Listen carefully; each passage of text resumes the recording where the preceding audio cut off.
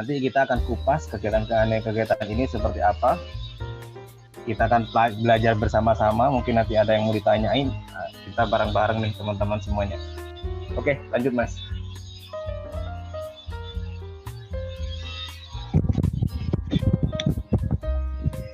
Nah, ini di sini nih.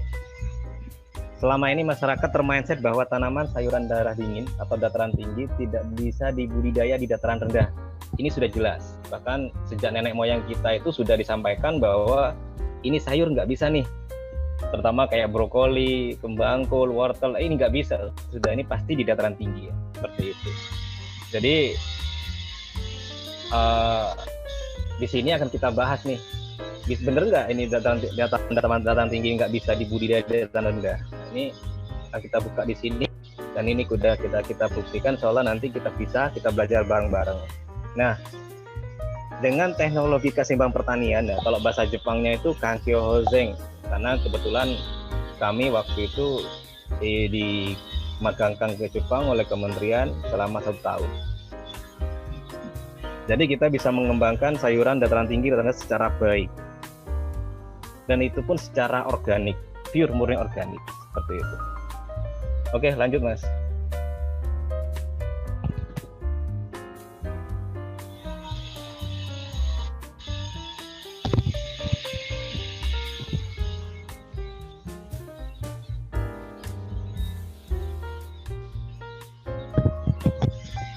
Oke.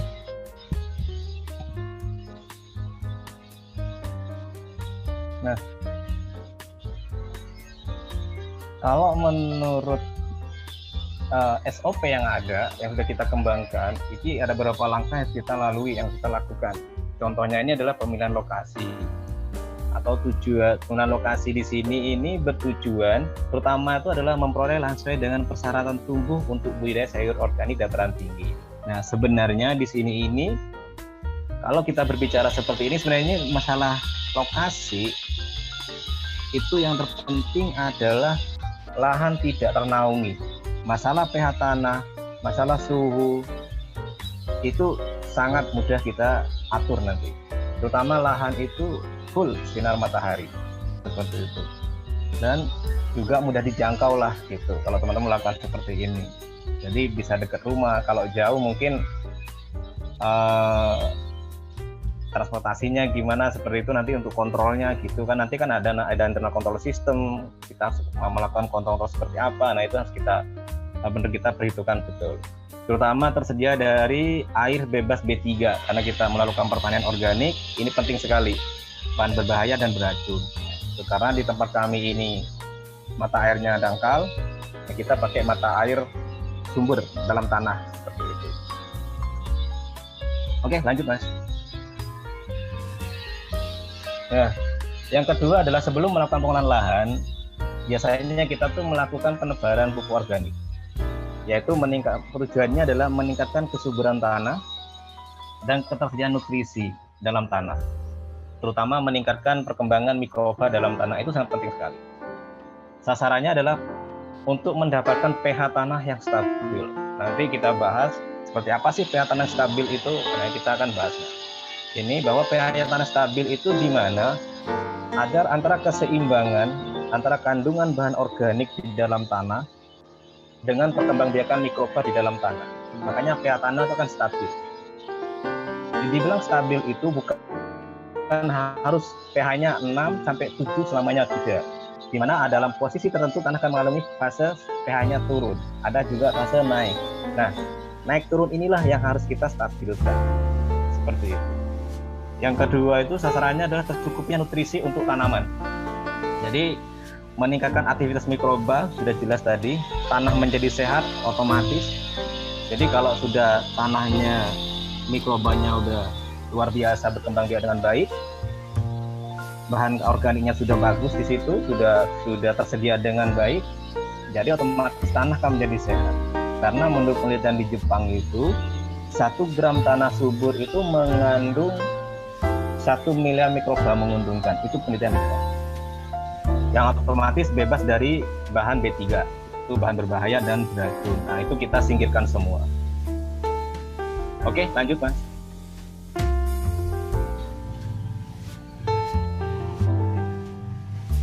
setelah kita melakukan kegiatan itu semua, kita tuh melakukan penentuan jadwal tanam. Nah, sebenarnya jadwal tanam ini sifatnya fleksibel banget. Jadi teman-teman nggak perlu terpikir ini jadwal tanamnya ini harus musim semi atau musim panas gitu, atau musim hujan. Enggak. Jadwal tanam ini nanti akan berpengaruh pada jadwal panen, seperti itu. Jadi di saat panen nanti ini, di jadwal tanam inilah yang akan tentukan. Jadi umpamanya teman-teman ingin panen buahnya di bulan 11 atau di bulan 12 gitu kan, sebelum tanam itu kita udah terjadwal. Apakah kita mau panen per minggu atau per 2 hari sekali, bertemu manajemennya. Nah, disinilah yang sangat riskan. Penentuan jadwal tanam ini sangat penting sekali, karena akan menentukan nanti kapan kita akan panen, kapan akan tanam, semuanya di sini kita tentukan semuanya. Jadi manajemen waktu kita tanam pun sudah jelas di sini, seperti itu. Oke, lanjut Mas.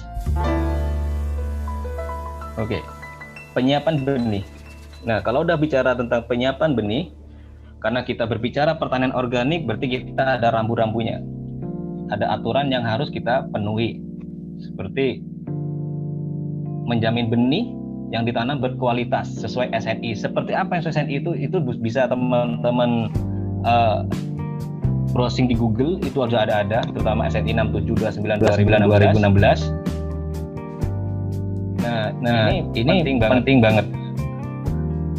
Jadi teman-teman nanti kalau secara organik, jadi arahnya sudah tahu seperti apa benih. Jadi teman-teman bisa beli benih di toko, cuman di situ nanti ada tulisan di label benih itu, bahasa orang sini ada ingkut-ingkut atau ada proses perlakuan benihnya, seperti itu. Nah, proses perlakuan benihnya seperti apa ini akan dilabelkan biasanya. Tapi kalau benih yang bagus biasanya dia itu murni benih, nggak ada tempelan, biasanya nggak ada warna hijau, kayak ada warna merah. Itu harus dipertanyakan dulu lapisannya itu. Kalau memang menganut SNI itu yang bagus tuh kita nggak ada tempelan-tempelan warna-warni, itu lebih bagus. Bahan dan alatnya sekarang oleh persemaian benih ini, kita menggunakan benih pasti benih bermutu. Terus yang kedua adalah tray. Halo, mohon maaf, ini kedengeran kah? Kedengaran Mas. Dengar Mas. Kedengaran Mas. Oke, kedengeran ya. Oke. Oh iya. Jasa siapa itu? PGSD, PGPAUD sama. Jadi di sini yang kedua kita menggunakan pot tray. Nah, pot tray ini sangat penting sekali. Kalau kita pakai pot tray ini, begitu kita menanam biji, terutama saya kan kalau hanya biji bunga kol, kubis, semuanya kita pakai pot tray yang isi 200. Jadi begitu tumbuh di pot tray ini, begitu dia tumbuh, kita cabut, jadi sehelai akar pun tuh nggak akan putus. Jadi begitu pindah tanam, dia sudah tidak mengalami stressing. Jadi dia akan tumbuh dengan baik, seperti itu. Ini ada plastik dan paranet. Ini fungsi dipakai saat persemaian perbibitan. Ini dibutuhkan sekali untuk persemaian. Pertama, awal bibit itu tumbuh, seperti itu. Yang ketiga adalah gembor dan hand sprayer.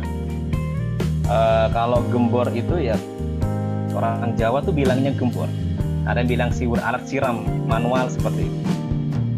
Atau pakai hand spray, atau teman mau pakai sistem kaput sprinkle boleh kalau lahannya luas, seperti itu.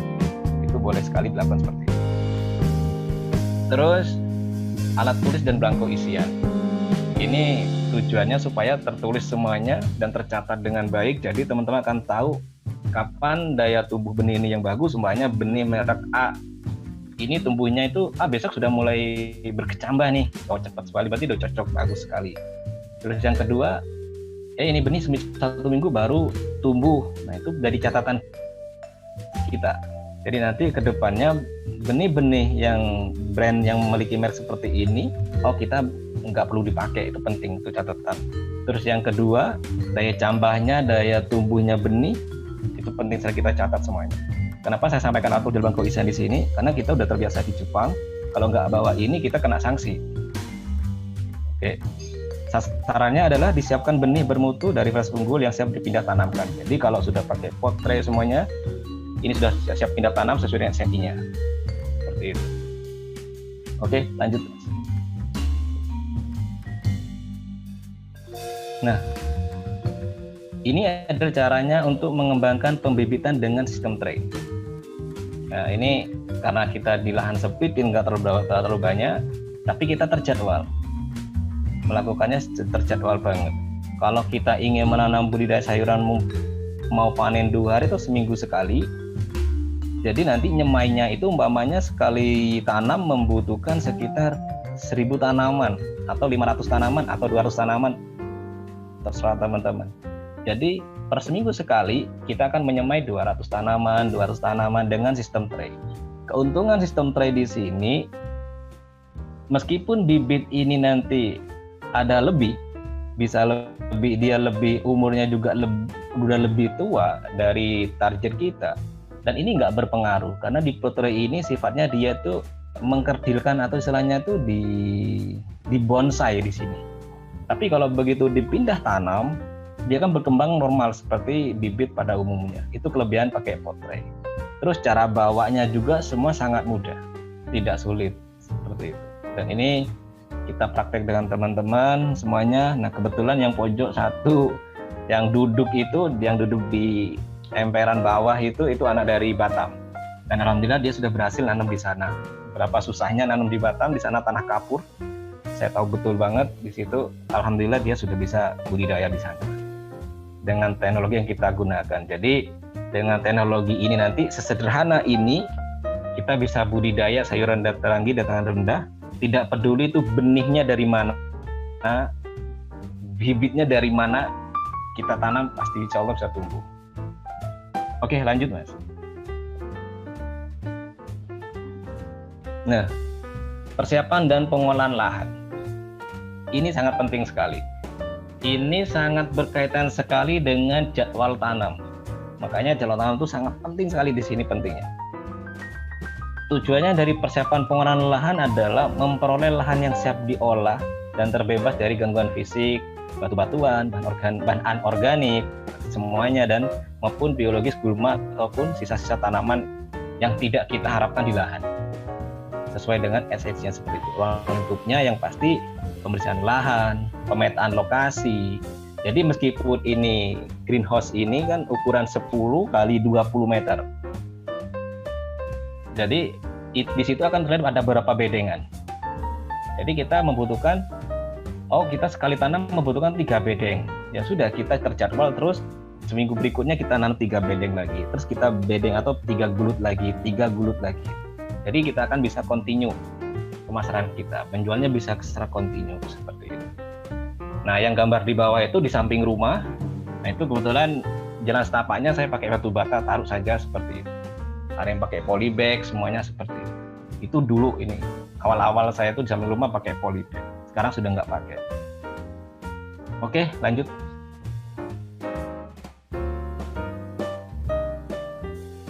Nah, penanaman di sini ini kalau pakai sistem tray yang dari awal tadi itu sangat mudah sekali. Di sini ini sangat penting. Jadi budidaya sayuran dataran tinggi ke dataran rendah itu jangan sampai kita mencabut tanaman itu akarnya terputus, sudah nggak akan pasti tumbuh, nggak akan bisa tumbuh sudah. Dia pasti akan langsung cepat mati. Besok udah mati. Nah, kenapa kita pakai sistem tray ini? Karena begitu dicabut itu semua akan ikut semua terbungkus semuanya, sangat rapi sekali. Jadi satu helai akar pun insya Allah nggak akan ada yang putus. Jadi begitu kita cabut, dia ikut semua, kita tanam, dia sudah pasti tumbuh. Seperti itu. Oke, lanjut Mas. Kita nanti akan perbanyakkan di diskusi. Penyulaman. Nah, ini penting sekali penyulaman. Penyulaman biasanya dilakukan itu selama 1 minggu itu masih bisa bersamaan panennya. Tapi kalau udah lebih dari 1 minggu sudah nggak bisa. Jadi tanaman akan kelihatan setelah pindah tanam hari ini, besok sudah kelihatan mana yang layu ini, mana yang sudah layak disulami kan. supaya dengan adanya penyulaman ini nanti kita tetap tanaman tuh nggak ada yang kosong, tetap seragam. Dan insya Allah kalau kita menggunakan sistem tray, teknologi yang kita punya, untuk kematiannya tuh 0% lah gitu. Itu kita jamin seperti itu. Kecuali ada hamanya uret atau ulat bawah tanah itu, nah itu ngabisin segalanya. Kalau hanya penyakit semuanya insya Allah aman, nggak ada masalah. Seperti itu. Oke, lanjut. Nah, penyiraman.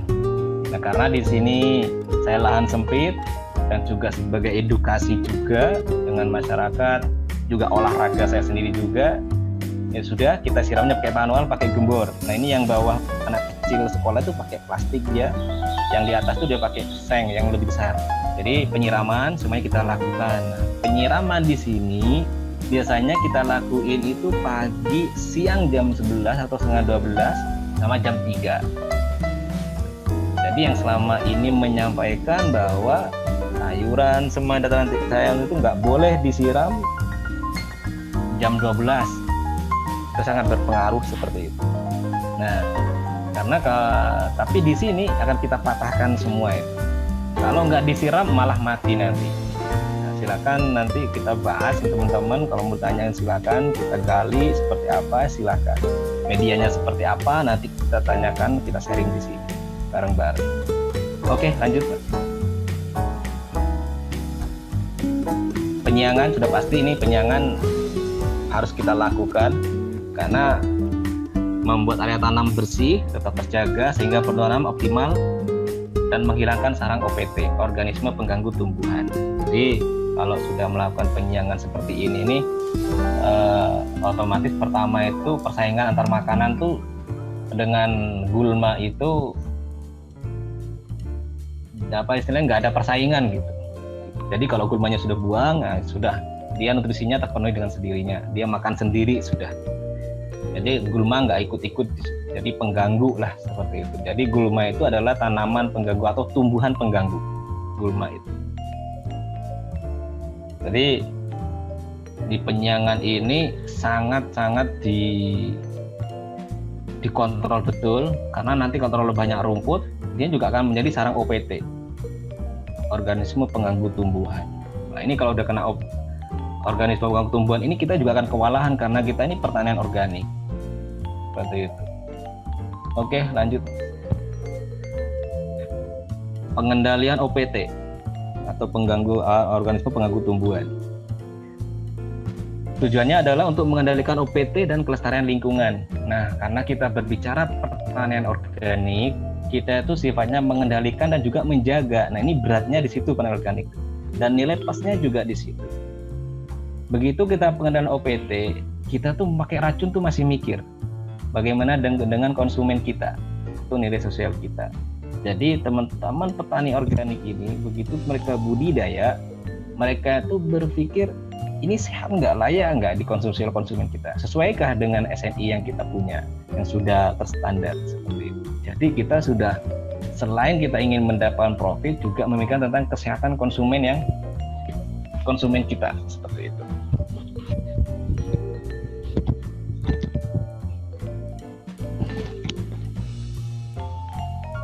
Terus alat dan bahannya tuh biasanya bahannya kita menggunakan agensi hayati. Teman-teman mungkin udah paham agensi hayati seperti apa. Jadi agensi hayati itu kita menggunakan mikroba, terutama mikroba yang sifatnya itu membunuh hama. Itu. Jadi agen hayati seperti itu. Jadi dia menjadi parasit.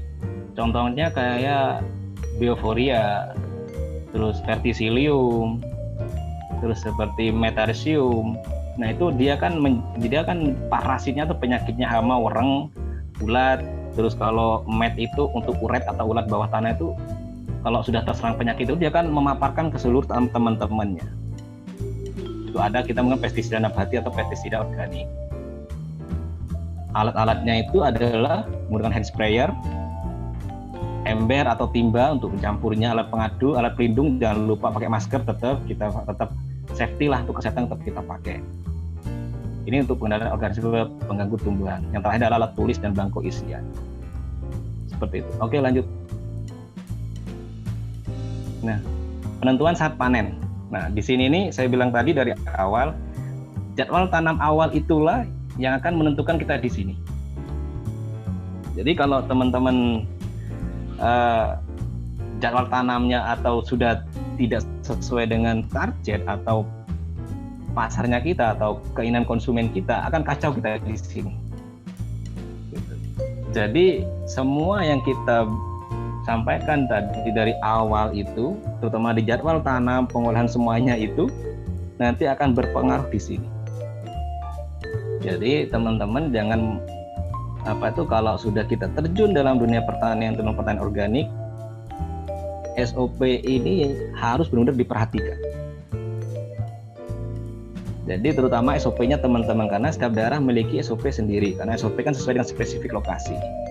Seperti itu. Tujuannya saat penentuan saat panen adalah memperoleh mutu dan produksi sayur organik yang optimal, dan juga ini sesuai dengan kebutuhan konsumen. Ya, yang optimal di sini juga dia sesuai dengan konsumen semuanya, kualitasnya juga bagus, dan tidak terlalu tua juga. Gitu kan, tidak overload lah gitu kan, seperti itu. Jadi sangat dibutuhkan sekali ini jadwal dari awal tuh penentuannya di sini. Alat dan bahan biasanya kita pakai keranjang panen dari plastik yang kotak merah itu.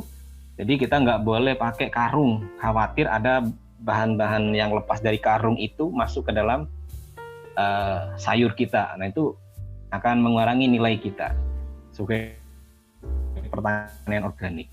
Catatan dan waktu tanam sayur organik untuk mengetahui umur tanaman menentukan saat panen. Ini sangat jelas sekali. Jadi menggunakan alat tulis semuanya tuh kita tulis betul. Belajarlah kita menulis. Meskipun saya sendiri pribadi tidak sebagus-bagus aman untuk nulis, tapi adalah catatan seperti itu. Sasarannya adalah tersedianya informasi saat panen sesuai kebutuhan. Jadi di sini begitu kita panen, ternyata target kita itu tanaman begitu kita tanam dia itu mungkin, mohon maaf, bisa mendapatkan 50 kilo. Nah ternyata meleset 40 kilo. Oh berarti ini ada gangguan. Ini kita punya catatan di sini.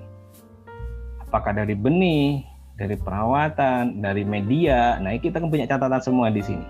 Jadi penting banget, catatan itu penting banget sebagai bahan evaluasi kita nanti. Oke, lanjut.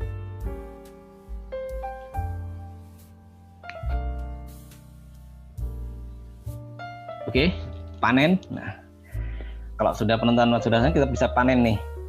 Kalau panen ini paling seneng udah kalau panen ini. Apalagi pasar sudah ada, konsumennya juga seneng, keren banget. Kebetulan di kami itu untuk panen itu saya biasanya tuh mengundang ibu-ibu arisan untuk panen tempat kami. Mereka juga foto, petik, panen juga. Mereka juga mengadakan pelatihan tempat kami. Jadi mereka juga makan di tempat kami. Ada pelatihan di tempat kami. Semuanya jadi kita dapat panen, bisa jual. Mereka juga bayar pelatihannya. Dan banyaklah yang didapatkan seperti itu. Jadi lahan sempit ini bisa kita manfaatin dengan baik. Selain juga bisa mendapatkan jual, juga ada edukasi di situ. Bahkan kita bisa menggait ibu-ibu dari perusahaan, ibu-ibu arisan itu kan. Nah, mereka kan ingin tempat yang seger, sama foto-foto. Mereka suka sekali tuh, gitu panen, foto, senang sekali mereka. Nah itu kita manfaatin situ. Dan itu menjadi pelanggan tetap kita nanti. Jadi di mana tujuan panen ini adalah mendapatkan hasil tanaman sayuran organik dataran rendah. Sasarannya sayuran dataran rendah dapat dipanen dengan cara yang benar untuk menjaga mutu. Jadi kalau sudah terjadwal, umur sudah jelas, size-nya seperti apa, kualitasnya seperti apa. Nah, ini yang pasti konsumen akan senang. Konsumen akan puas. Nah, kalau konsumen puas, kita akan nambah pelanggan itu. Seperti itu. Alat dan bahan, wadah untuk penghasil panen, keranjang, dan alat tulis dan yang belangko. Nah, di sini alat tulis itu selalu ada tuh, penting banget di sini. Seperti itu. Oke, lanjut. Nah, ini juga ada tambahan sedikit tentang buah bit. Oke, jadi buah bit organik dataran rendah di lahan pekarangan. Jadi teman-teman kalau ingin lihat buah bit silakan di search di Google. buah bit dataran rendah, insya Allah yang muncul di tempat kami, yaitu kelompok tani Cempiring. Seperti itu. Jadi insya Allah kalau di Google itu, ini pertama kali yang tumbuh dataran rendah itu di kami, yang pertama kali di Indonesia. Seperti itu. Oke, lanjut Mas. Nah, ini pasca panen, kita kemas, biasa pakai plastik wrap, kita timbang, per kilonya kita jual berapa. Gitu. Kadang konsumen nggak, ada yang suka yang gede, ada yang suka yang kecil, macam-macam lah konsumen itu. Seperti itu. Jadi kita tidak bisa kita bikin kecil semua, nggak bisa juga. Tanaman kan ada yang nggak mungkin besar semua, nggak mungkin size tuh, pasti ada perbedaan size di situ. Jadi nanti beratnya juga ada perbedaan semua di situ. Jadi kita bisa melihat nih konsumen yang suka ini nanti kan ketemu, karena kita punya catatan di situ semua. Jadi tujuannya dari pasca panen menghilangkan kotoran yang masih menempel dan memisahkan sayur organik yang kurang bagus sama yang bagus, seperti itu. Alat dan bahannya, sayur organik udah pasti bahannya dan rendah yang akan disortir, meja sortir untuk tempat sortir. Nah saya nggak pakai meja, langsung di lantai bawah ini, gitu. Alat tulis dan bangko isian. Sasarannya yaitu mendapatkan sayur organik dataran rendah dengan kualitas sesuai permintaan pasar. Jadi pasarnya adalah konsumen atau pembeli, karena kita langsung. Jadi rata-rata pertanian organik kita di sini kita langsung ke konsumen. Dan yang pasti sasarannya satu adalah meningkatkan nilai tambah bagi petani. Oke, lanjut. Nah, pengemasan. Nah, tadi kalau sayur itu kita pakai wrap, kebetulan nggak ada. Ini ada pengemasannya. Tujuannya adalah memperoleh sayur organik dataran rendah yang kualitasnya tetap baik, sehingga begitu kita distribusikan ke konsumen, dia akan tetap dalam keadaan aman. Jadi kualitasnya juga terjaga. Di sini ada fotonya, ini adalah minuman dari sari buah bit. Ini juga ada sayur pakcoy ya. Itu kita kemas pakai plastik wrap, itu sekitar 350 gram kalau nggak salah beratnya. Sasarannya itu perkemasnya sayur organik dataran rendah pada wadah yang tepat sebelum dikirim ke pasar. Alat dan bahan, plastik wrap untuk bungkus sayur organik, dan kita juga ada plastik mika. Dan plastik ini juga kita konsultasi, ada di SNI juga. Plastik apa yang cocok, itu ada di SNI-nya kalau kita berbicara tentang organik. Kita pakai timbangan juga, udah pasti, alat tulis dan belangko isian. Oke, lanjut. Nah, jadi di sini selain kita juga secara pribadi lah dapat hasil, kita juga menerapkannya ini dengan masyarakat, yaitu ada nama istilahnya KRPL, Kawasan Rumah Pangan Lestari. Kalau di sekolah kita membina sekolah, kita beri nama KSPL, Kawasan Sekolah Pangan Lestari. Sebelum kita punya binaan dari beberapa sekolah di wilayah kami di sini. Jadi kalau kita pakai pondok, kita pakai KPPL, Kawasan Pesantren Pangan Lestari. Itu sudah kita kembangkan. Jadi nanti apapun namanya itu, kalau udah malahan pekarangan itu sudah keren banget. Karena saya mengadopsi di Jepang, karena di Jepang itu lahan-lahan pekarangan mereka itu semua tertanami. Jadi sayur murah di Jepang tuh karena impor. Tapi begitu musim semi masyarakatnya pada nanam semua. Hanya sayur-sayur tertentu saja yang tetap mahal harganya. Dan mereka bicara, jangan ngeluh masalah harga mahal karena petani harus menikmati hasilnya. Seperti itu. Itu jawabannya mereka. Beda dengan kita di Indonesia. Oke, lanjut. Nah, ini gambar foto-foto kegiatan kami. Ini bunga kol. Nah, ini bunga kolnya luar biasa keren-keren nih. Di sini juga ada wortel nih. Di sini juga ada wortel. Di dekatnya yang tengah itu kan ada tanam wortel tuh. Kebetulan masih baru tanam. Ini ada teman-teman dari perusahaan panen, itu udah yang atas tuh dari kementerian. Jadi lahan-lahan kita manfaatin nih, seperti itu. Apalagi di luar Jawa, tapi kalau Medan kan kota. Tapi di daerah Brastagi itu kan luas tuh, gitu kan. Itu bisa juga dikembangkan, atau di daerah dataran rendah yang memiliki lahan luas bisa diterapin teknologi-teknologi ini. Terutama nanti di pembibitan itu kunci utamanya. di persemaian. Ini contoh-contohnya tanaman sudah kita petik gitu, kayak bunga kol semuanya. Oke, lanjut. Nah, ini foto-foto ini yang di luar negeri gitu. Jadi kalau yang di samping-samping ini kita di Jepang, yang tengah itu di Malaysia. Jadi kalau yang kiri ini meskipun kita musim salju, tetap kita kerja. Meskipun hujan, tetap kita kerja di lahan. Beda dengan Indonesia, gerimis dikit udah lari dari kebun. Seperti itu. Jadi kalau di Jepang kita tuh mau hujan kayak mau salju turun kayak tetap kita kerja di lahan. Karena kalau nggak kerja ya mereka nggak bisa dapat panen. Karena mereka musim seminya kan cuma sekali. Kalau Indonesia kan sepanjang tahun bisa bisa tanam. Oke, lanjut. Nah, ini circular blue farming, konsep yang kita bikin. Ini bentuk apa itu? Gagahnya seperti ini, simpel banget sih sebenarnya ini. Kita kemarin bikin ini, kegiatan ini nanti semuanya akan menjadi zero waste. Jadi kalau teman-teman tuh melakukan pertanian organik, semuanya itu termanfaatkan. Tidak ada yang terbuang. Kita coba ambil langsung dari perikanan dulu. Dari perikanan itu kita ambil sekarang limbah, terutama kolam nih. Nah di tempat saya juga ada kolam. Tadi sudah ada lihat teman-teman ada kolamnya itu. Nah di kolam ikan tuh untuk kita siram sayur. Situ sudah ada nutrisinya yaitu kotoran ikan sendiri. Dan itu akan menjadi pupuk lah, POC, pupuk organik cair. Jadi nggak perlu bikin. Ikan sudah yang bikinkan buat kita seperti itu. Nah POC-nya itu kita pakai untuk naik lagi ke atas ke pertanian sebagai pupuknya tanaman. Nah setelah itu diproduksi oleh pertanian menjadi produk. Produknya itu kan berupa sayur, baik itu pangan, ada tanaman umbi-umbian juga itu bisa gitu kan. Jadi kalau udah bicara pertanian itu luas lah seperti itu. Produknya berupa bahan pangan maupun bahan horti. Terus setelah kita panen produknya ke rumah packing, ya, otomatis ada limbah lagi nih.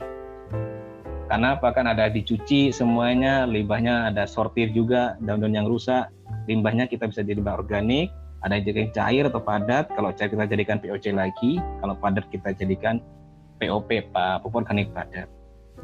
Nah untuk limbah organiknya sini daur ulang, kita yang anorganiknya, kemasan itu ada anorganiknya itu kita daur ulang ke bank sampah. Kebetulan di kami ini ada juga kerjasama dengan bank sampah seperti itu.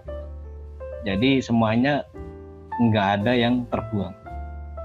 Kalau di peternakan kita ada di sini bagannya itu limbah ternak udah pasti ada cair, ada padat, ada kencingnya juga, ada kotorannya juga. Yang padatnya kita jadikan biogas. Nanti dari biogas itu biogasnya untuk bisa di rumah packing kita bisa manfaatin untuk ke rumah packing.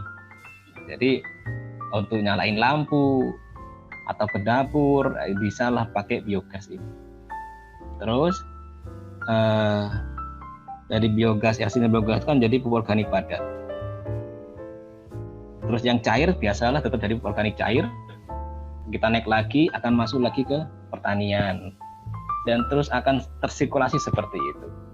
Jadi kalau kita benar-benar konsepkan betul kegiatan kita yang sesederhana itu akan menghasilkan sebuah konsep yang sangat luar biasa.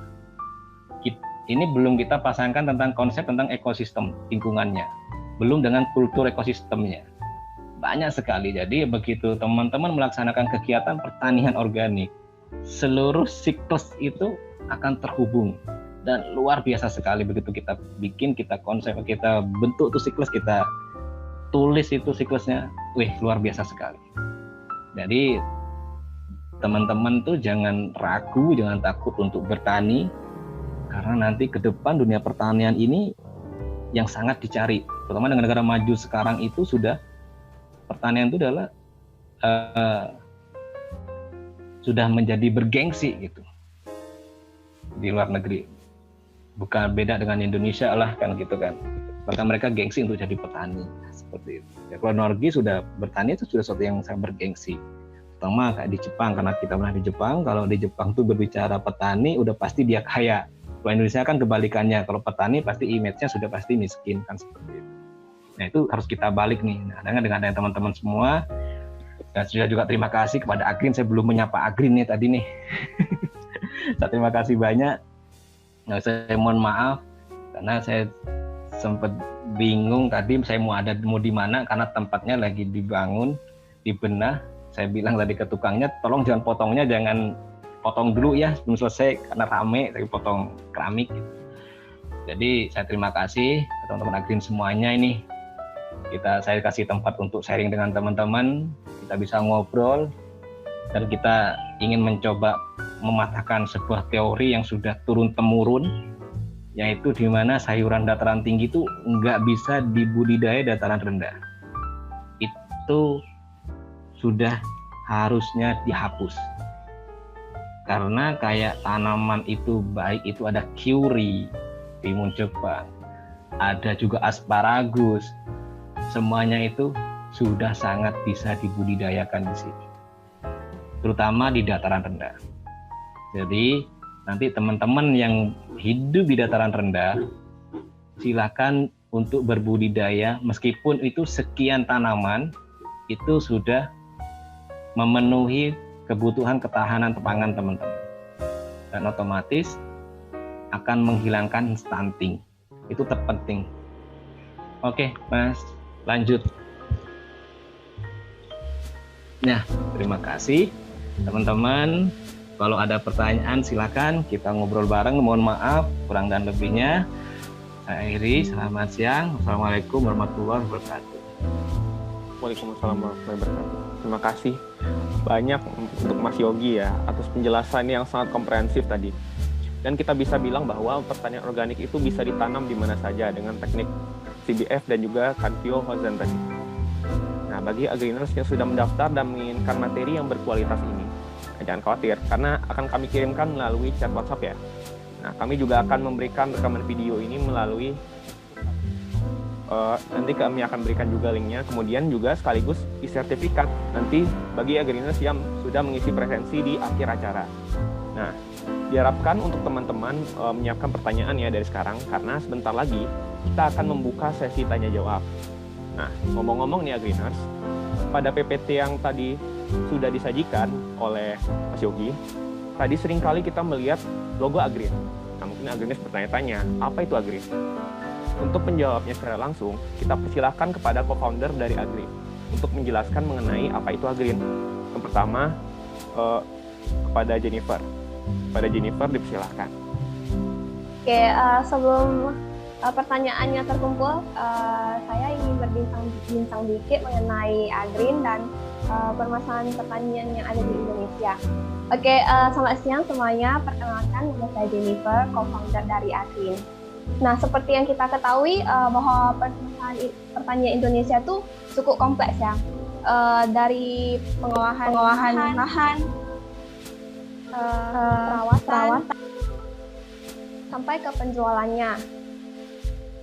Jadi kami menghadirkan sebuah platform website yang bernama Agrin. Di sini terdapat fitur konsultasi. Jadi para agriners ini boleh konsultasi melalui platform website kami. Jadi nanti ada para ahli yang sudah terjamin pengalamannya, contohnya seperti Mas Yogi ini. Lalu kenapa para agriners pasti bertanya-tanya kenapa sih Agrin memilih organik? Karena organik seperti yang kita ketahui dia sustain, ramah lingkungan, dan juga murah.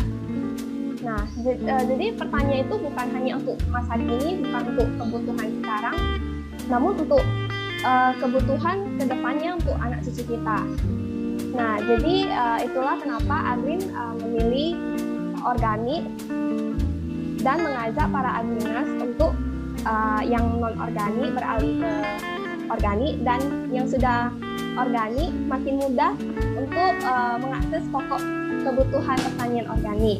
Nah, selain ada konsultasi, kami juga tersedia pupuk organik dan penyewaan teknologi atau peralatan pertanian. Nah, untuk pupuk organik ini kami sangat menyaring ketat mitra-mitra yang akan bergabung karena kami sangat menjaga mutu dan kualitas. Nah, untuk peralatan pertanian, Pak Agrianus bisa dengan gampang mencari penyewa di website kami. Jadi tidak susah lagi untuk mencari di mana ada penyewaan peralatan, harganya yang terjangkau, yang tidak stabil gitu. Nah, jadi sangat memudahkan kegiatan bertani para agriners. Tapi untuk fitur pupuk organik dan teknologi ini masih belum tersedia dan akan kami susun dalam waktu dekat. Tapi kabar baiknya, karena hari ini merupakan launching Agreen, maka dapat diskon 100% untuk 20 orang konsultasi pertama. Nah, sekian perkenalan dan info dari Agreen. Terima kasih. Ya, terima kasih kepada Jennifer. Akhirnya kita bisa mengetahui ya mengenai fitur-fitur dari Agreen ini. Masalah pertanian melalui konsultasi, pupuk, dan juga teknologi. Dan ada juga loh diskon spesial di hari ini. Nah, jadi jangan kelewatan ya Agriners. Nah, untuk sekarang kita mulai sesi tanya jawab. Silahkan tulis pertanyaan di kolom chat ya Agriners. Ingat kalau pertanyaan terbaik akan mendapatkan hadiah saldo GoPay dan OVO ya Agriners. Nah, silahkan bagi yang ingin bertanya. Mungkin bisa unmute ya, atau tulis di kolom chat silahkan.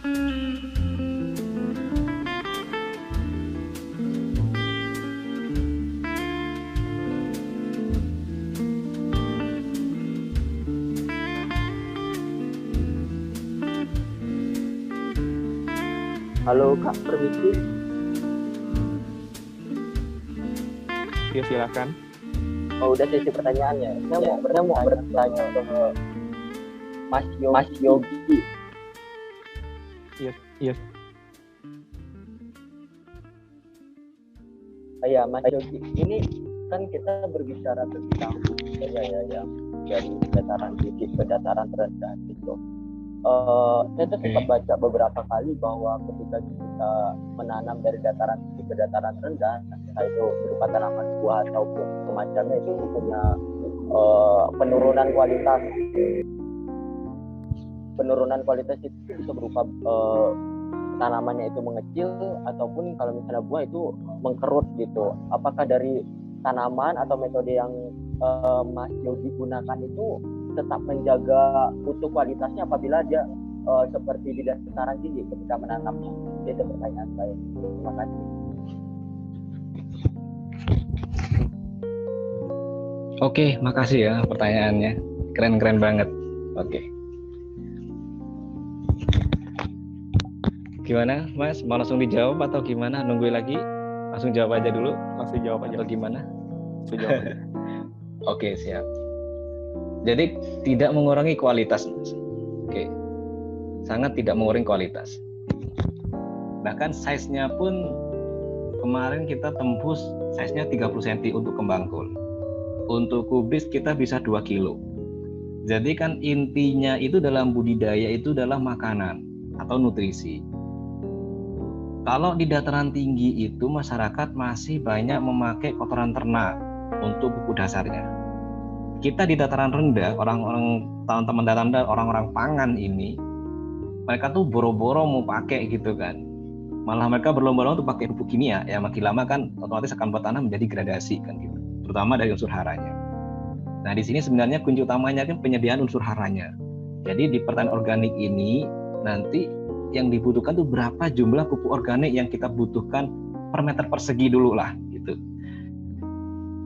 Biasanya kita pakai untuk tahap awal teman-teman bisa kita pakai itu per meter persegi 10 kilo gitu. Boleh gitu. Nah ini saya kan langsung coba buka ke medianya. Lah medianya bisa kita juga pakai sekam nih gitu. Selain pupuk organik juga pakai sekam. Kenapa pakai sekam?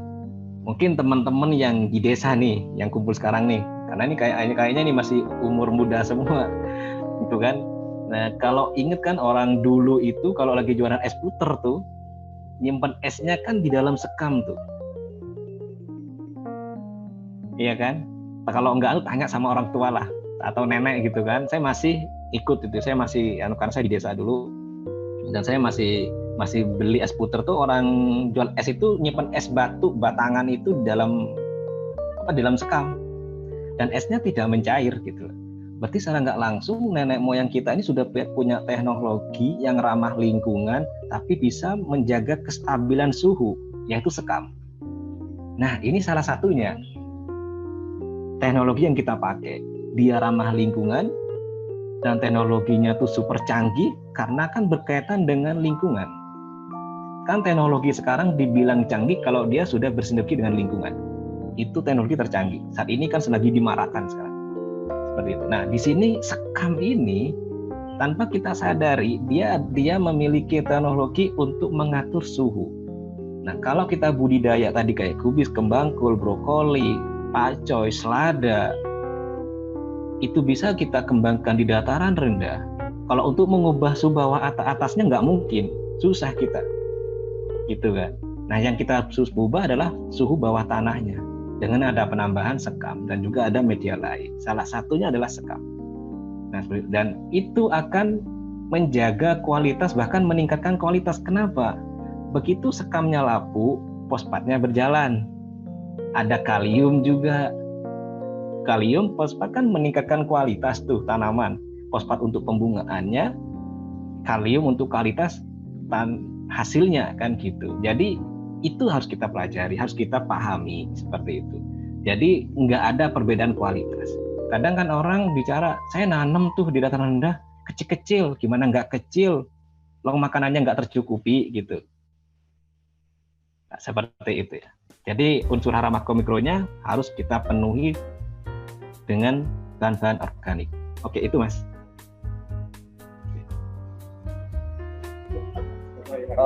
Silakan. Makasih Mas Yogi atas jawabannya. Mungkin saya mau tanya lagi sekali lagi, boleh ya? Dari panitia boleh? Silakan dari tim Agri nih. Saya ngikut dari tim Agri nih. Nggak apa-apa, seru. Oke. Ini pertanyaan saya cuma simpel sih untuk medianya. Tadi kan ngomongnya tentang sekam ya, jenis sekam yang dipakai itu sekam yang apa ya, sekam yang sudah dibakar kah atau yang biasa gitu Mas? Soalnya kan kalau beda sekam juga beda juga ya biasanya untuk mempengaruhi kualitas tanaman. Enggak, sekam apa aja. Kan saya bilang tadi teknologi itu mempermudah. Jadi saya bilang dari awal, dengan yang kita pakai di sini, kita SOP-kan di sini sangat simpel banget. Dan teknologi, arti teknologi kan adalah mempermudah dan menghasilkan profit lah, udah pasti gitu. Jadi teman-teman di sini akan kita ngajak berpikir sangat sederhana sekali, tapi menghasilkan sebuah input yang luar biasa gitu di teknologi ini yang kita pakai gitu. Jadi teman-teman di sini nggak usah khawatir, silahkan dilakukan, silahkan kalau ada keluhan langsung chat Agrin, nanti Agrin ke kami langsung, nanti kita langsung berikan jawabannya. Jadi sustainable-nya kita ini di budidayanya bukan hanya sustainable di budidayanya, tapi dalam pendampingannya, konsultasinya akan terus sustainable seperti itu. Jadi sekam apa aja boleh Mas, silahkan seperti itu. Oke, nggak ada ngaruh. Mau sekam patah kayak baru lebih bagus malah. Oke, seperti itu.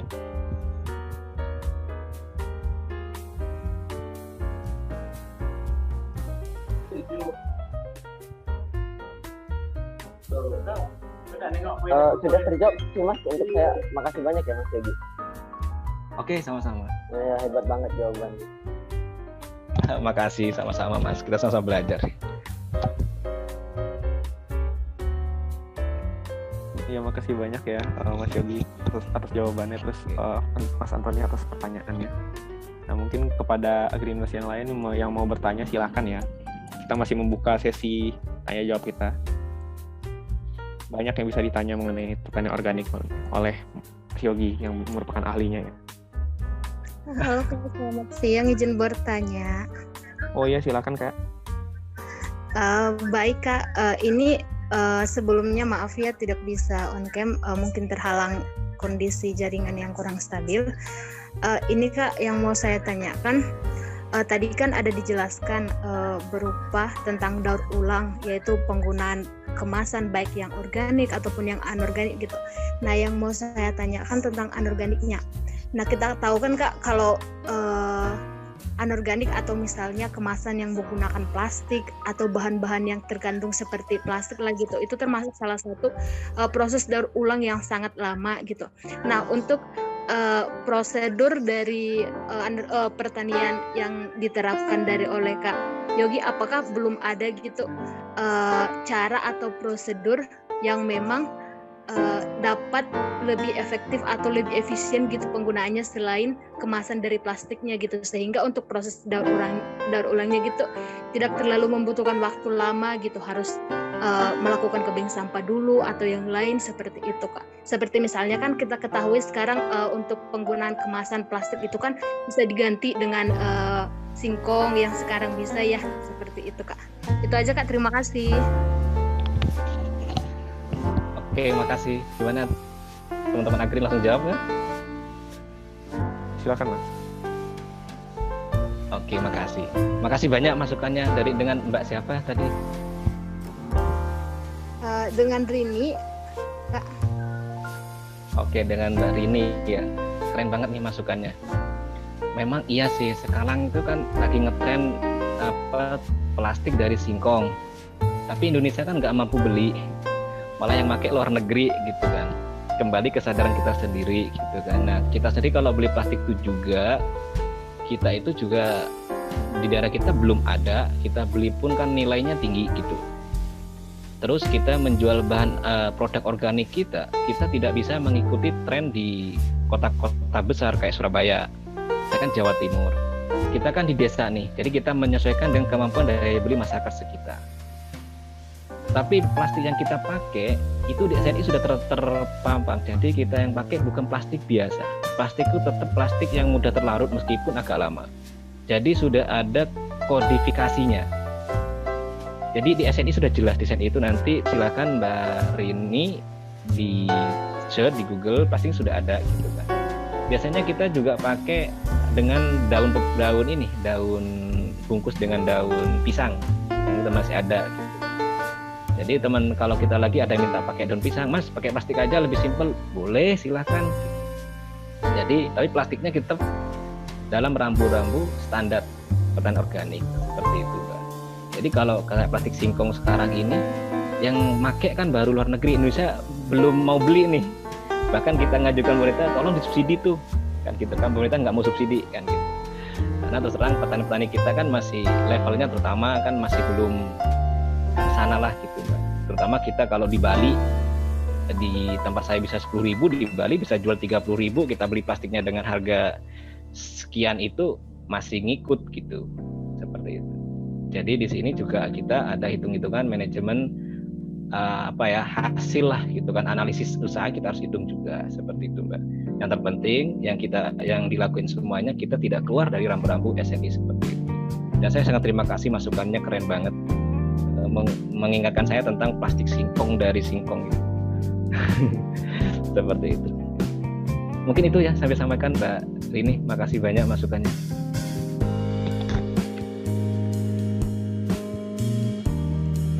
Oke, siap, terima kasih Kak Yogi. Mungkin juga pembelajaran ya untuk kita semua mengetahui tentang minimnya gitu suatu subsidi atau support yang masuk kepada kita yang di daerah terpencil begitu ya Kak. Oke Kak, terima kasih atas Sama-sama. Nih saya bicara subsidi dulu nih sebentar agar tahu nih. Di Jawa Timur ini saya kalau saya terpencil, kasihan, saya pernah di Maluku, saya pernah di Kalimantan, samalah saya ngerasain juga sama teman-teman di situ kan. Saya meskipun dari Jawa tetaplah enak di Jawa gitu kan. Ngeter-ngeternya di sana masih enak di Jawa kan gitu. Tapi di tempat kami pun sama kadang kan. Itu bahkan di Jawa Timur ini kemarin kita rapat itu anggaran untuk pertanian aja untuk Provinsi Jawa Timur itu 0,75%, nggak sampai 1%. Ngerti banget gitu. Bahkan kan ini penopangnya kita nih, nah dengan ada yang teman-teman di sini nih, ini pemuda ini harus kita bergerak nih. Jadi biar kita bergeraknya dari bottom up gitu. Selama ini kan dari up ke bawah gitu. Sekarang kita harus dari bottom up, kita dorong terus gitu biar tumbuh kayak petani milenial, petani milenial menjaringan petani Nusantara muncul semua dari teman-teman nanti. Nah ini kan dengan adanya Agreen nih, nah, kita mulai dari Agreen nih, kita dorong tuh, jadi pemerintah biar melek gitu nanti, biar nggak dilirik aja pertanian gitu nanti. Biar pemerintah biar baca lah anak-anak teman-teman nih, biar baca sejarahnya Uni Soviet hancur karena pangan kan gitu, bukan karena militer. Oke lanjut, makasih banyak Mbak Rini.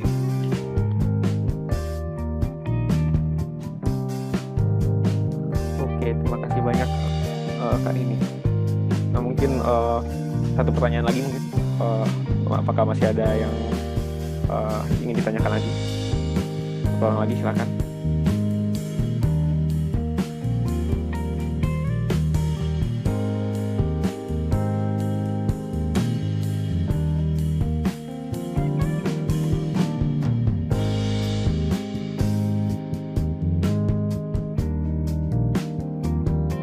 Ya silakan Mas Tommy. Silakan.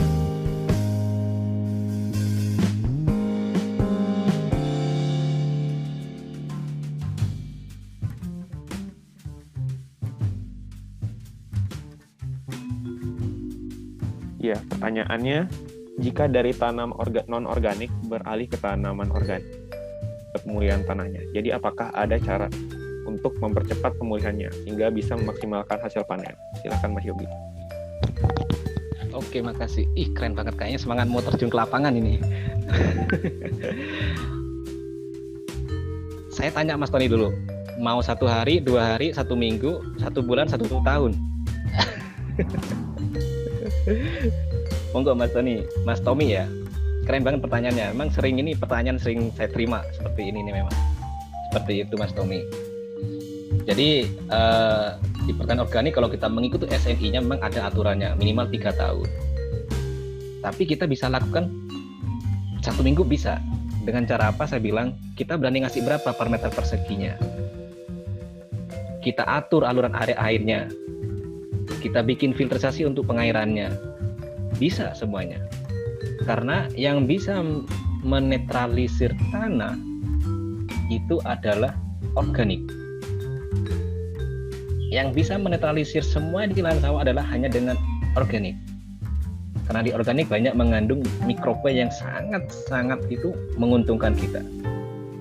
Jadi berapa jumlah yang akan dikasih oleh Mas Tommy di lahan Mas Tommy itu akan menentukan kecepatan pemulihan tanahnya. Seperti itu. Saya akan kasih yang simple banget nih dah. Kalau tanah organik tuh keren banget mikrobanya gitu. Teman-teman ngerti kuburan kan? Ngerti kuburan semua. Orang kena HIV, kanker, lepra, macam-macam sebenarnya begitu dikubur dalam tanah, kita bongkar lagi penyakitnya nggak menular. Yang menetralisir siapa? Mikroba dalam tanah. Itu secara simpel. Bahkan kalau kita beragama, mohon maaf karena saya Muslim, mohon maaf nih karena kami kan ada haram tuh. Contohnya kucing nggak boleh dimakan kan gitu kan. Bisa kita makan, taruh aja di bawah pohon jambu, jambunya jadi manis kalau udah mati, nah jadi pupuk tuh. Seperti itu. Jadi kita berpikir sangat sederhana sekali dan simpel sekali gitu loh Mas Tommy. Jadi bisa dipercepat, sangat bisa sekali. Tergantung dari jumlah pupuk organik atau bahan organik yang akan kita taruh di lahan kita. Seperti itu Mas. Oke Mas Tommy.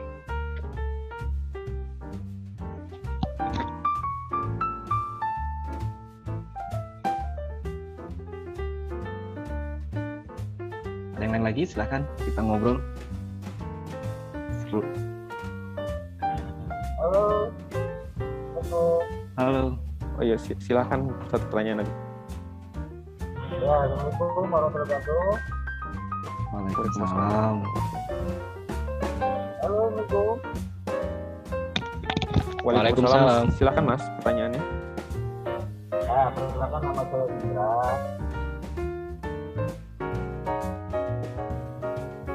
Ya, ini saya ingin menanyakan mengenai makan itu organisnya itu kan makan orang di beberapa lapangan terjadi organisasi atau makan itu yang pertama itu kan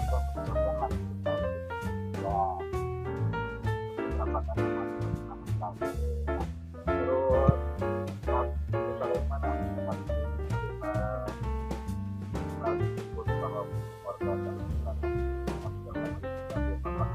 melakukan tertentu atau apa seperti koma apa yang memang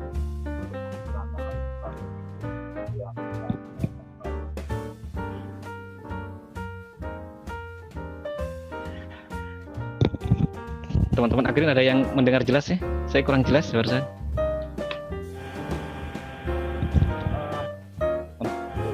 Untuk pertanyaan dari Pak. Kurang jelas Pak, kurang keras. Ya, coba mic-nya didekatkan. Oke, saya ulang. Oh, betul. Jelas suaranya. Halo, jelas ya Pak? Oke, mulai jelas. Pak Indra ya. Betul Pak. Jadi yang ingin saya sampaikan, terjadi beberapa di lapangan bahwa pupuk kompos pupuk organik atau pupuk kandang itu bisa menyebabkan laju sekali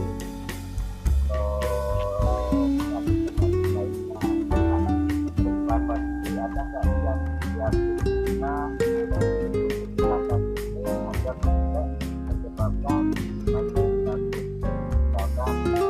obat apa atau bagaimana perlakuannya untuk pupuk organik atau pupuk kandang itu tidak disebabkan dengan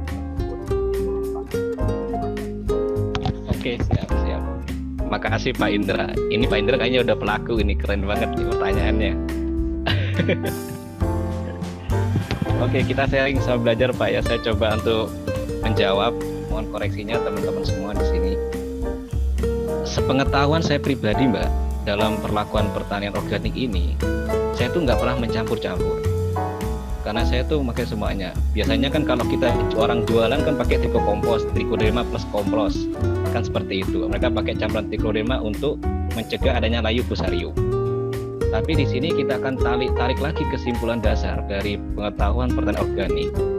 Begitu kita melakukan pertanian organik dengan meningkatkan kesehatan tanah, secara otomatis penyakit layu fusarium itu bisa ditekan dan perkembangan mikroba yang menguntungkan akan semakin meningkat. Seperti itu Pak. Itu adalah pengertian dasar dari tentang pertanian organik. Salah satunya seperti itu. Jadi di kami sendiri alhamdulillah tidak pernah mengalami seperti itu Pak. Karena kita menjaga betul kesehatan tanah kami. Mungkin hanya ada 1-2 tanaman kena itu biasanya bukan layu fusarium karena bakteri. Dan hanya satu kan itu tidak menular. Itu kelebihan dari pertanian organik. Toh kalaupun itu terjadi, Bapak ingin melengkapi, saya yakin Bapak udah paham, bisa pakai trichoderma. Boleh. Ada tambahan lagi, Mas Yuki saya mau pakai ini E4. Nah, E4 tuh boleh, tapi kalau di pertanian organik E4 tidak diperbolehkan karena belum berlabel SNI organik. Kalau kita benar bicara tentang pertanian organik seperti itu, Pak. Yang bagus seperti apa? Silahkan yang diperbolehkan itu pakai MOL, mikroorganisme lokal yang bisa bikin sendiri. Boleh dari buah-buahan, boleh dari bongkol pisang atau boleh silakan. Yang penting itu bikin sendiri dan itu adalah MOL, mikroorganisme lokal seperti itu Pak. Jadi silakan, monggo Pak Indra, saya yakin Pak Indra udah pelaku ini dari pertanyaannya. Gitu. Jadi boleh pakai trichoderma silakan. Tapi saya nggak pernah campur pakai trichoderma Pak. Itu pengalaman saya. Karena saya ingin buktikan ke masyarakat, karena masyarakat terus terang mungkin kalau kita yang mengerti di mana tempatnya lab untuk pesan biangnya trichoderma itu kita mudah, tapi bagaimana kita mengedukasi masyarakat dengan satu tindakan kita bisa menghasilkan semua. Jadi pada intinya pertanian organik adalah memulihkan kandungan tanah baik dari segi fisiologinya maupun dari segi biologisnya. Otomatis itu akan meningkatkan kenyamanan atau istilahnya itu kenyamanan mikroba untuk berkembang biak karena dia akan pada posisi pH normal. Di pH normal ini yang akan berkembang dengan sangat baik adalah mikroba yang sangat menguntungkan dan akan menekan mikroba yang merugikan. Seperti itu Pak. Mohon maaf, mungkin itu yang saya sampaikan Pak Indra. Monggo koreksinya Pak Indra. Kita sama-sama sharing di sini. Ya,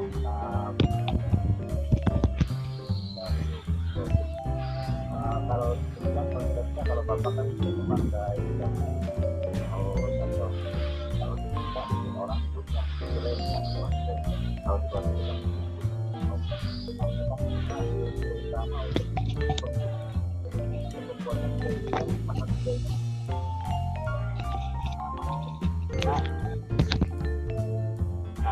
Halo. Halo Pak Indra, mohon maaf, mohon dideketin lagi ke mic-nya. Kurang jelas.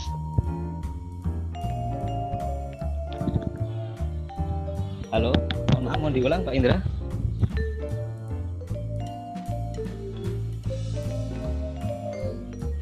Halo.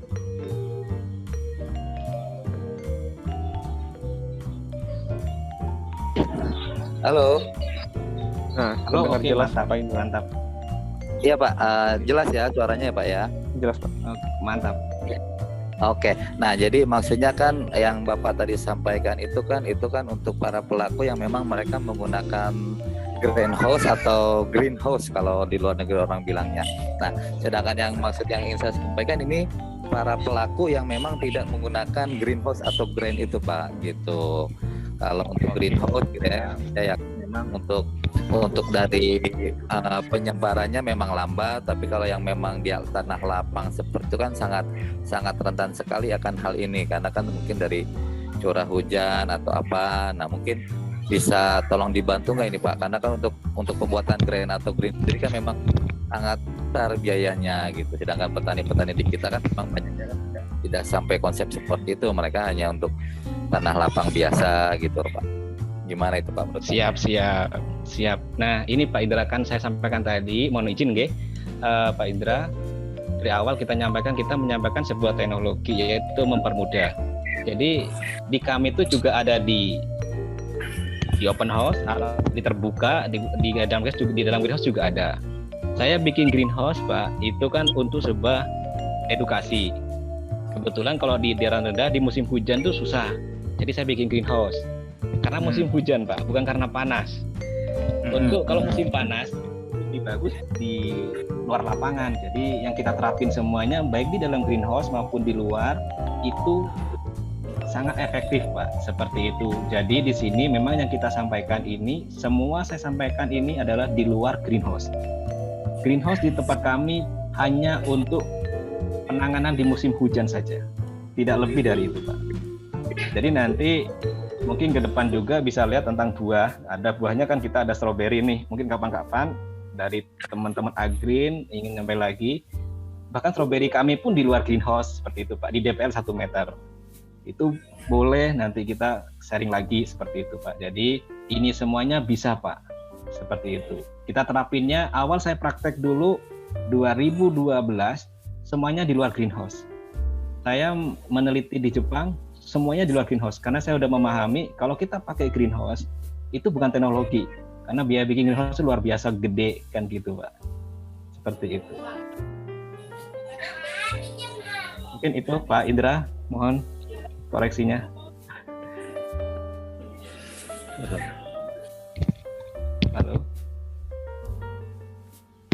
Halo Pak Indra.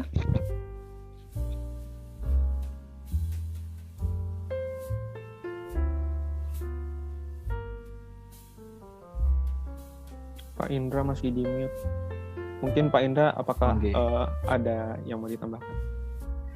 Oh iya Pak, tadi untuk dari strawberry sendiri disampaikan kan menanamnya saja sendiri tadi dataran rendah. Itu menggunakan medianya karung atau polybag atau memang langsung di tanah Pak? Jadi dibikin semacam guludan berapa atau memang pakai polybag atau memang pakai karung atau bagaimana itu Pak yang untuk strawberry sendiri di dataran rendah? Nah, saya buka sedikit Pak, kita langsung ke tanah. Nah, untuk bagaimana cara budidayanya nanti dari tim Agreen nanti akan menyampaikan nih Pak. Teman-teman di Agreen nanti kita ada sesi lagi nanti ke depan seperti itu Pak. Jadi, nah untuk sayur nih memang kita pukul rata Pak. Kita nggak satu-satu, brokoli sendiri, kebangkul sendiri, kubis sendiri, enggak. Kita pukul rata lah sayur gitu Pak.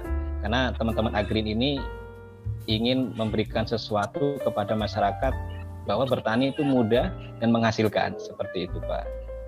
Seperti itu. Jadi ini teman-teman agri ini keren-keren banget Pak. Umurnya masih 20-an nih Pak. Keren banget ini.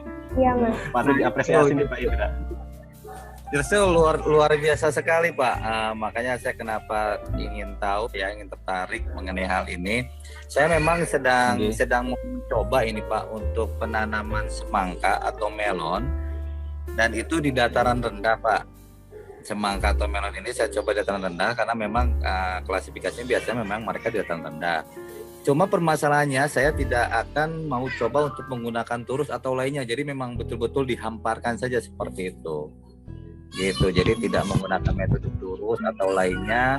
Nah memang saya juga lagi cari benih yang memang bagus untuk penanaman seperti metode tadi, karena saya pikir untuk pasca panennya itu nanti untuk penjualannya mudah. Zaman sekarang kan zaman online, jadi kita bisa jual lewat WA atau lewat lainnya yang memang kita bisa delivery sendiri, atau mungkin kita bisa sistem delivery lewat Gojek atau apa Gosen gitu kan, dengan kita jual butiran gitu loh Pak, bukan kita jual kiloan. Itu sih konsep yang sedang saya mau coba gitu. Memang lagi butuh referensi untuk penanaman semangka ini yang memang metodenya itu atau melon yang tanpa menggunakan turus atau ajir gitu Pak, tanpa harus ribet. Keren gitu. Banget. Nah itulah boleh bisa membantu teman-teman di sini semua. Kalau mohon izin Pak Indra, kalau semangka biasanya di teman-teman kita di sini nggak ada yang pakai ajir, nggak ada gitu kan. Bahkan di Jepang itu melon pun itu jarang, kadang ada yang pakai ajir daripada yang nggak, di Jepang seperti itu Pak. Tapi di bawahnya itu dikasih jerami Pak, jerami kering. Jadi biar daun itu tidak menyentuh tanah seperti itu Pak. Oh daunnya juga Pak, bukan buahnya saja. Memang daunnya juga tidak boleh menyentuh tanah berarti. Iya, bisa, nggak apa-apa Pak. Khawatir kan dia kan musim hujan terus kena cipratan tanahnya, akan bisa kelilipan, hanya bisa kering, kena jamur seperti itu. Tapi kalau semangka di teman-teman nggak ada yang pakai ajir Pak. Kalau semangka di Jawa. Untuk benihnya sendiri Pak, benih apa biasa yang dipergunakan Pak untuk semangka? Nah, kalau permelonan sama persemangkaan memang saya belum pernah melakuin, cuman saya sempat kerja sama dengan teman-teman dalam segi teknologinya. Silakan Pak, benih apa aja silakan tanam tuh bagus. Rekomendasinya sudah jelas itu Pak, ada semua, jadi nggak perlu ribet Pak. Mau Bapak mau pakai yang apa istilahnya, yang non biji maupun yang pakai biji, yang semangka, yang melon tuh kan ada jenis berapa macam. Itu bisa dibuka lah di Google, kan bisa dibuka Pak. Kelebihannya itu bisa dibuka, seperti di situ bisa dibaca semua Pak. Karena kalau permelonan saya belum pernah nyoba, cuma saya pernah nyoba melon dari Belanda yang waktu itu saya dikasih challenge gitu kan. Waktu itu 2013 harga satu bijinya 3.000 secara organik. Cuman saya nggak banyak nanam, katanya itu ini nggak akan bisa tumbuh di Indonesia, bilangnya gitu waktu itu. Jadi saya tanam 100 tanaman, saya dikasih satu bijinya 3.000, alhamdulillah panen semua Pak melonnya. Hanya dengan metode sangat sederhana gitu. Nah tapi kalau di hamparan luas, saran saya untuk Pak Indra, kita dua-duanya pakai Pak. Organik pakai, konvensional tetap dipakai Pak. Kalau murni pure organik Bapak di lahan luas, saya akan jamin pasti tidak panen. Karena nanti ujungnya ke bisnis seperti itu Pak. Karena ada beberapa perlakuan betul, pembufferan yang sangat ekstra gitu kan Pak Indra. Tapi kalau medianya kita tetap pakai organik, sebagian pakai organik, pakai kimia boleh, yang penting tidak berlebihan. Karena di Jepang sendiri ada yang pertanian organik murni, tapi ada yang organik kita dibaleskan dengan kimia seperti itu Pak. Itu kalau sudah skala luas seperti itu, saya tetap sarankan dua-duanya pakai dulu, jangan langsung terjun ke organik. Saya yakin bangkrut. Itu Pak, kasihan. Iya, betul. Ini realita. Saya pun memang sedang mencari referensi untuk yang disebut organik itu sebetulnya seperti apa, karena saya yakin itu tidak pure organik 100% Pak. Karena untuk pengendalian HPT-nya aja itu pasti minimal dia pasti pakai kimia. Jadi tidak mungkin pure 100% organik. Nah, maksudnya yang disebut hasil pertanian organik itu berapa persen dari yang memang kita aplikasikan, apakah 80% kita organik, 20% kita pakai kimia, atau memang harus pure 0% kimia, harus pure organik. Misalkan seperti untuk pengendali hamanya kita pakai bawang merah atau pakai bawang putih atau beberapa yang mungkin pernah kita dapatkan gitu loh. Untuk yang disebut hasil pertanian organik pure. Karena saya sendiri kan ternak ayam nih Pak, ternak ayam kampung nih. Saya memang untuk label di hasil telurnya itu telur ayam kampung, saya memang kasih telur organik. Tapi memang tidak pure 100% kita organik. Kita memang masih ada pakan dari kimia, maksudnya dari pabrikan ya, pakan kaum feed atau apa gitu. Nah, sisanya memang kita pakai organik, dari daun pisangnya, kemudian kita pakai bikin ininya, bikin makanan ekstra tambahan yang memang organik gitu. Tapi memang tidak 100% organik. Nah, sarannya nih, ada nggak memang betul-betul indikator atau memang referensi atau memang peraturan yang menyebutkan bahwa yang namanya pertanian organik ini sekian persen organik, sekian persen kimia misalkan? Ada nggak dari teman-teman mungkin pernah dengar? Oke, saya coba karena saya juga pelaku dan sudah tersertifikat, Pak. Jadi kalau bicara pertanian organik itu pure organik, Pak. Jadi pertanian organik itu adalah bukan produk, tapi adalah prosesnya, Pak. Ya. Jadi kalau kita proses pertanian organik secara organik, otomatis produknya adalah organik. Nah, di tempat kami ini kan lahan pekarangan, jadi kontrol sistemnya sangat lebih mudah, tidak hamparan, seperti itu Pak. Dan untuk pengendalian hamanya, kami itu biasanya pakai dari pestisida nabati, tapi kita mengaplikasikannya tidak menunggu ada hama Pak, seperti itu. Jadi kami itu ada kontinuitas aplikasi pestisidanya. Tidak ada kimia Pak. Sertifikat kita dicabut, itu sudah termasuk pelanggaran makro. Nah, tapi di sini di bawahnya organik ada namanya itu ada prima Pak. Prima 1, prima 2, prima 3. Nah, itu ada kategori sehat. Jadi di ayat Bapak nanti Bapak sampaikan kategori sehat. Karena kalau nanti Bapak disampaikan kategori organik, akan ditanya kode SNI-nya mana, kan seperti itu.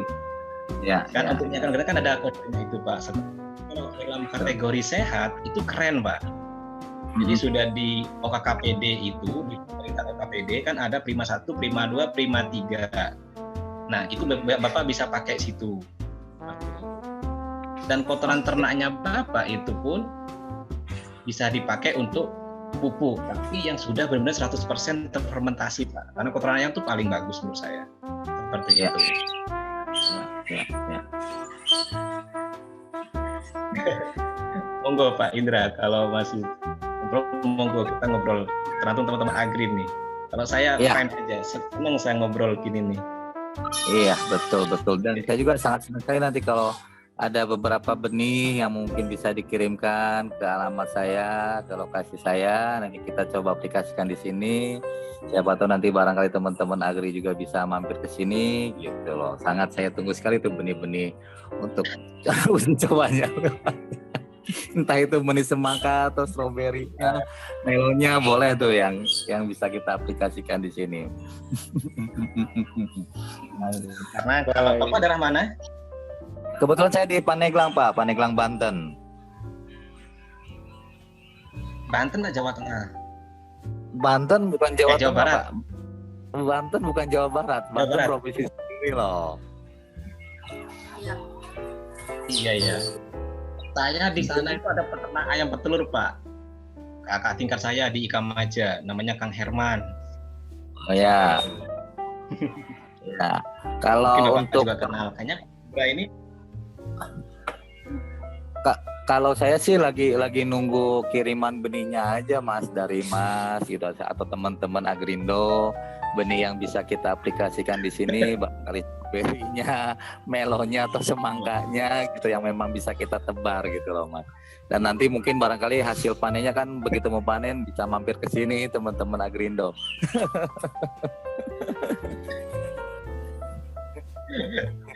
Boleh. Nah, ini jadi memang kita tadi siapin untuk semuanya, untuk pertama kita konsultasinya. Jadi kita konsultasi ke sustainable Pak. Silakan kita sharing bareng Pak Indra, chat ke teman-teman Agreen. Nah, ini masih mudah-mudah banget, semangatnya luar biasa Pak. Ya. Luar biasa. Oke, kalau dari Terima kasih saya banyak cukup Pak itu. Indra. Ya, sama-sama. Terima kasih. Terima kasih Pak Indra. Selanjutnya, ya ini pertanyaan terakhir ya dari Kak Elizabeth. Yang saya tahu kalau pertanian di Jepang hasilnya bisa sangat maksimal. Contohnya stroberi. Untuk hasil yang paling besar 40 gram, sedangkan di Indonesia masih kalah jauh dari itu. Padahal sudah organik dan terstruktur. Menurut Mas, apakah ada penyebabnya? Silakan Mas Yogi.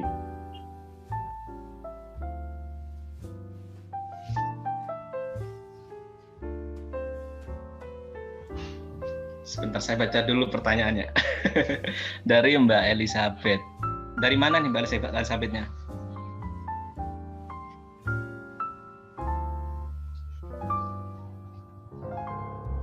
Maksudnya 40 gram ini per buah atau bagaimana Mbak Elizabeth yang dimaksud ini? Per bijinya atau gimana? Sepertinya per biji ini maksudnya. Oh, per biji, oke. Makasih banyak nih. Karena saya juga strawberry belajar nih. Memang saya pernah mencoba 2013 berhasil. Nah, saya baru bisa mengembangkan di tahun 2021.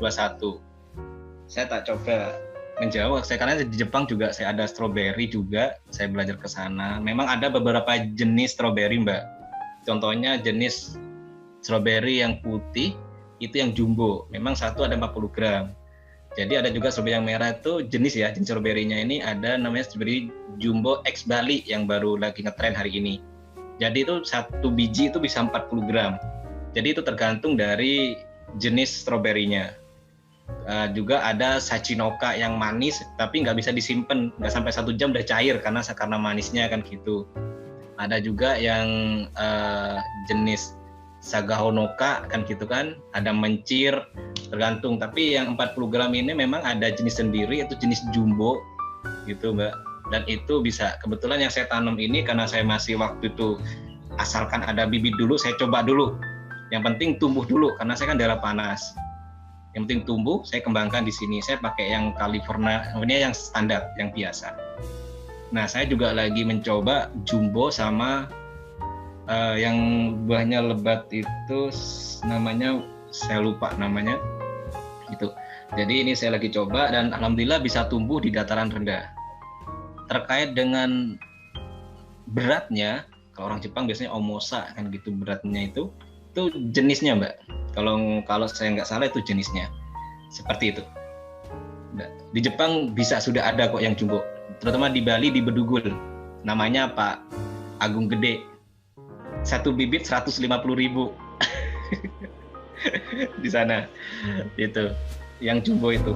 Kemarin saya beli itu lumayan banyak, beli ke beliaunya kemarin bibit. Saya taruh di DPL 1 meter. Kalau di Bedugul itu DPL 1.200. Jadi kalau teman-teman pakai bibit dari sini, insya Allah sudah bisa berbuah karena sudah di dataran rendah. Sudah saya adaptasikan kan. Nah, untuk perstroberian boleh kita ngobrol nanti nih. Ada season baru lagi tentang pembuatan pesnap apa, nah kita ngobrol lah. Silahkan. Teman-teman Agreen terbuka nih. Saya juga secara pribadi terbuka. Monggo.